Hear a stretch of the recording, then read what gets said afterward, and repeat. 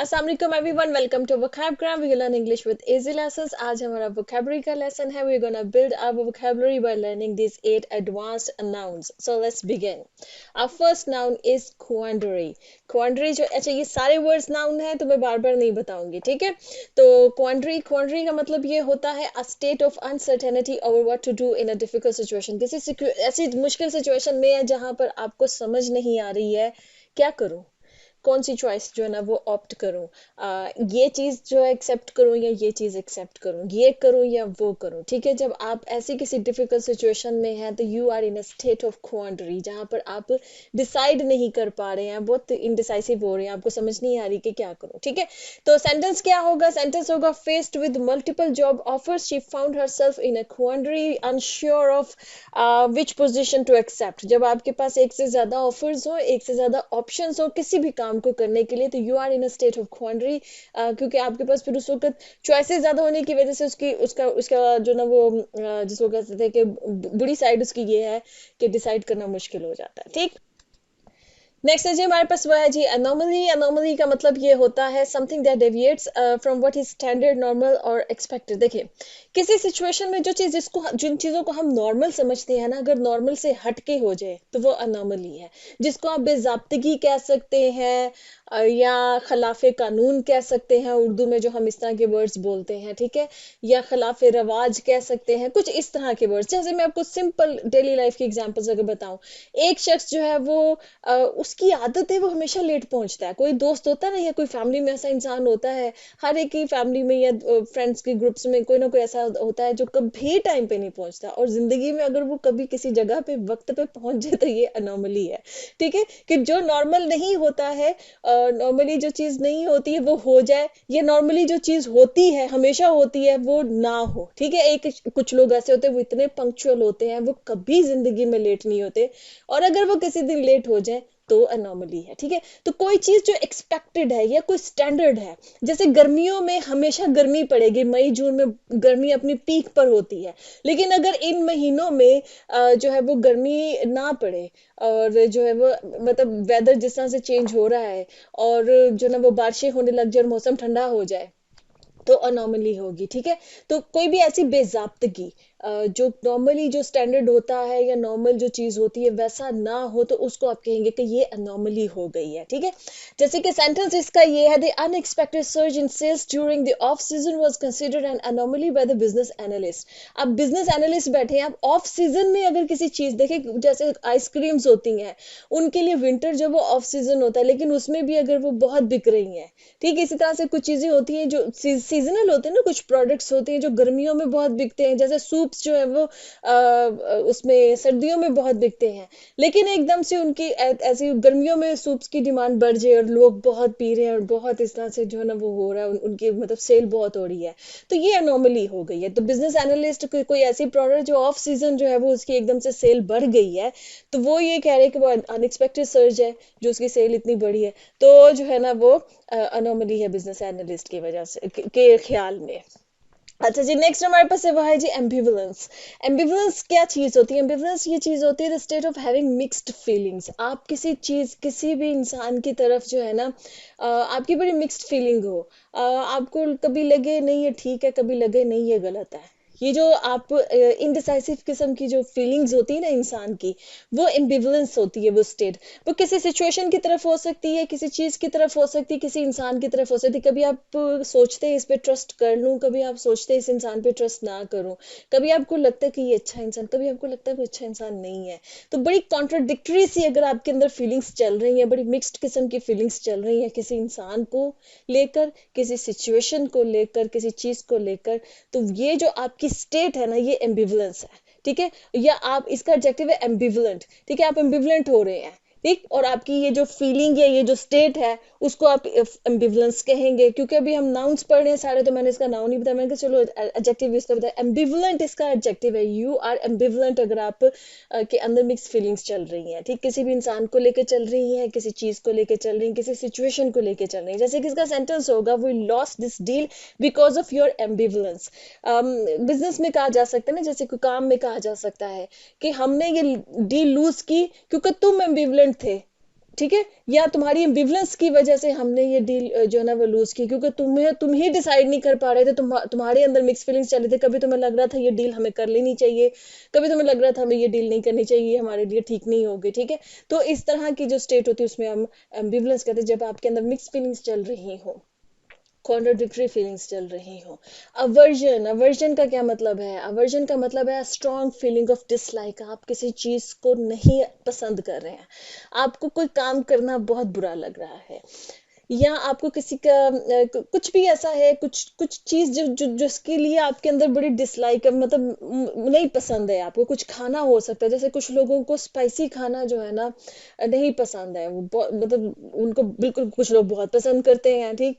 तो जिसको नहीं पसंद है तो उनके अंदर जो ना अवर्जन है स्पाइसी फूड को लेके।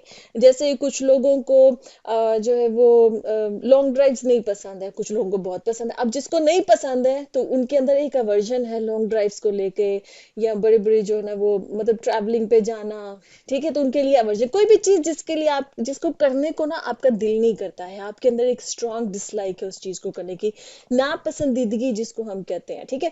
तो वो उसको कहेंगे कि I have an aversion for this thing. जैसे कि सेंटेंस में ये होगा, Ali's aversion to early mornings made it a daily struggle for him to wake up for work on time. ठीक है, अब अली के अंदर जो है ना वो एक अवर्जन है कि वो सुबह जल्दी नहीं उठ सकता, उसको सख्त नापसंद है सुबह जल्दी उठना, जो कि हम में से बहुत से लोगों के अंदर ये अवर्जन है, ठीक है। तो अब उसकी वजह से क्या हो गया, उसकी वजह से अभी उसकी डेली एक स्ट्रगल बन गई, या वो उसको बड़ी स्ट्रगल करनी पड़ती कि रोज वो जल्दी उठे, अदरवाइज वो फिर जो काम पे है ना वो टाइम पर नहीं पहुंचेगा। नेक्स्ट हमारे पास है जी अबिलियंस। अबिलियंस क्या है? अबिलियंस का मतलब ये होता है the quality of being cheerful, ये हैप्पीनेस, ठीक है, बहुत खुश, बहुत चेयरफुल है, ठीक है। तो ये जो आपके अंदर फीलिंग होती है, ये क्वालिटी होती है किसी इंसान के अंदर। कुछ लोग होते हैं वो नेचुरली बड़े चेयरफुल होते हैं, कुछ लोग होते हैं वो नेचुरली बड़े सैड होते हैं। तो जो बड़े नेचुरली चेयरफुल होंगे ना, तो उनकी उनकी ये जो क्वालिटी है ना चेयरफुल होने की, ये एबिलियंस है उनके अंदर, ठीक। जैसे कि इसका सेंटेंस हम इस तरह से देखेंगे कि students ebullience before the start of summer vacation was evident, कि स्टूडेंट्स की वो जो अबिलियंस थी ना, कि वो चेयरफुल थे, वो खुश थे, एंथुसियास्टिक थे, पुरजोश थे, जिसको हम पुरजोश कहते हैं ना, वो है अबिलियंस, कि वो बड़े पुरजोश थे। कि समर वेकेशन से पहले, हमेशा समर वेकेशन से पहले बच्चे जो होते हैं, स्टूडेंट्स जो होते हैं, वो बहुत खुश होते हैं, ठीक है, उनके अंदर ये अबिलियंस होती है, दे आर हैप्पी कि चलो अभी स्कूल बंद हुए, अब छुट्टियां होंगी, ठीक। नेक्स्ट हमारे पास वो है जी फेनेसिया। फेनेसिया का क्या मतलब है? फेनेसिया है मतलब इसका सोल्यूशन और रेमेडी फॉर ऑल प्रॉब्लम्स और डिफिकल्टीज। अगर आप किसी चीज को जो है वो समझते हैं कि ये अगर एक चीज हो जाए ना तो ये मेरे तमाम मुश्किलात का हल है, जितनी भी मेरी जिंदगी में मसाइल है ना उनका हल ये चीज है, तो वो चीज को आप फनसिया कह सकते हैं। जैसे किसी लड़की को लगे उसकी जिंदगी की सारी मुश्किल, जैसे मोस्टली लड़कियों को लगता है कि उनकी जिंदगी की मुश्किलात का हल जो है ना वो शादी है, जो कि नहीं होता है, वो मजीद मुश्किलात में जिंदगी पड़ जाती है, ठीक है। तो वो कोई अगर लड़की ऐसा सोचती है तो उसके लिए फनसिया, वैसे कोई लड़का भी सोच सकता है, उसको लगता है मेरी जिंदगी की सारी मुश्किलें हल हो जाएगी, मेरी शादी हो जाए, ठीक है। तो ये फनसिया होगा, ठीक है, उसकी उसको ये लगता है कि उसका फनसिया ये है, ठीक है, उसकी तमाम मुश्किलात का हल ये है। या जैसे कोई इंसान जो है वो किसी फाइनेंशियल सिचुएशन में फंसा हुआ है, तो वो इंसान अगर उसको उसको कोई स्पेसिफिक जॉब लगती है कि अगर ये जॉब मुझे मिल जाए, स्पेसिफिक कंपनी में अगर मुझे जॉब मिल जाती है ना, या मेरे बिजनेस को बढ़ने के लिए अगर ये फलान डील में जो है ना वो क्रैक हो जाती है ना, तो तमाम मुश्किलें मेरी हल हो जाएंगी।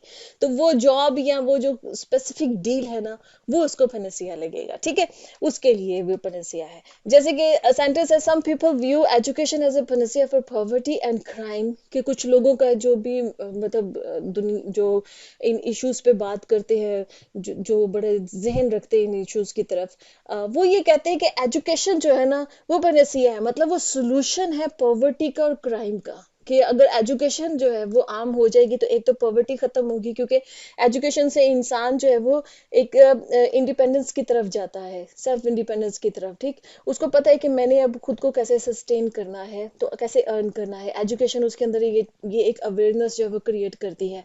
सेकेंडली, जब इंसान के अंदर एक अवेयरनेस, सेल्फ अवेयरनेस आ जाती है तो फिर इंसान क्राइम से दूर हो जाता है, ठीक।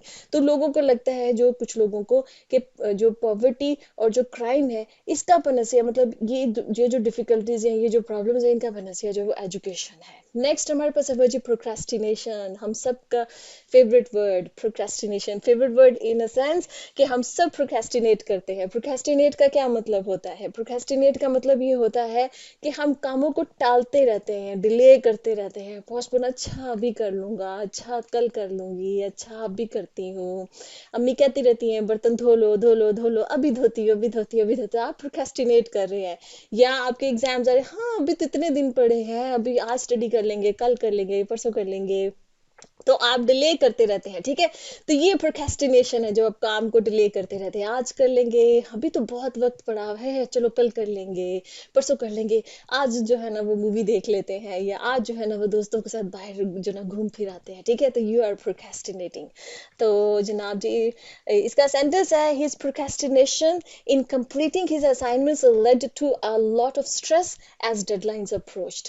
अब वो असाइनमेंट थी, अब उसको कंप्लीट करना था, प्रोक्रेस्टिनेट करते गए, अच्छा कल कर लेंगे, परसों कर लेंगे, और फिर क्या हुआ, फिर स्ट्रेस हो गया बहुत ज्यादा, क्योंकि डेडलाइन जो है ना वो सर पे आके खड़ी हो गई। जब आपके पास एक दिन या 2 दिन की डेडलाइन बच जाएगी ना, फिर उसी वक्त स्ट्रेस होता है कि अब जल्दी जल्दी जल्दी जल्दी जो है ना वो इस असाइनमेंट को जो है वो कंप्लीट करना है। ठीक। नेक्स्ट हमारे पास है जी सेरेंडिपिटी। सेरेंडिपिटी क्या होती है? सेरेंडिपिटी ये होती है, आप खुशकिस्मती क्या लें इसको, कोई ऐसा इवेंट जो अच्छा इवेंट है, कोई ऐसी चीज हुई अच्छी जो कि आपने ना तो प्लान की थी ना आपने एक्सपेक्ट की थी, अचानक से हो गई, और वो अच्छी वाली, बुरी वाली नहीं, अच्छी वाली हो गई। ठीक है, कोई भी ऐसी चीज, कहीं से आपकी लॉटरी निकल गई, सेरेंडिपिटी, खुशकिस्मती जिसको आप कह लें। या आप कहीं पे किसी ऐसे इंसान से मिले जिसकी वजह से आपको कहीं पर जो है ना कोई अच्छी अपॉर्चुनिटी मिल गई।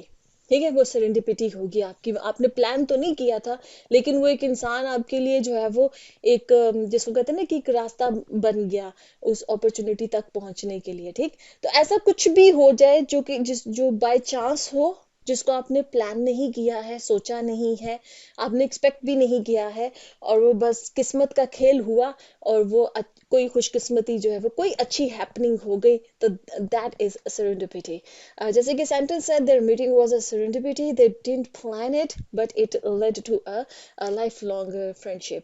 ठीक है, कि उनकी जो मीटिंग थी ना, उनका जो मिलना था आपस में, वो एक सेरेंडिपिटी था, क्योंकि उन्होंने प्लान नहीं किया था, लेकिन वो जब आपस में मिले तो वो पूरी जिंदगी के लिए एक पक्के गहरे अच्छे दोस्त बन गए। ठीक है, तो ये जो लाइफ लॉन्ग फ्रेंडशिप थी, जो उनकी मुलाकात हुई, अचानक कहीं पर मुलाकात हो गई, वहां से उनकी दोस्ती स्टार्ट हो गई, और पूरी जिंदगी के लिए वो एक बेस्ट फ्रेंड्स बन गए। ठीक है, तो उनका जो मिलना था वो सेरेंडिपिटी था।